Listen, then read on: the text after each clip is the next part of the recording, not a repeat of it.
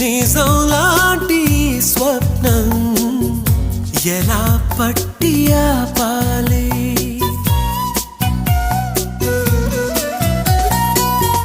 కలే అయితే ఆ నిజం ఎలా తట్టుకోవాలి అవును కాదో అడగకంది నా మౌనం చెలివో చిలవో తెలియకుంది నీ రూపం చెలిని బంధమల్లుకుందే జన్మ ఖైదులా ఎదుట నిలిచింది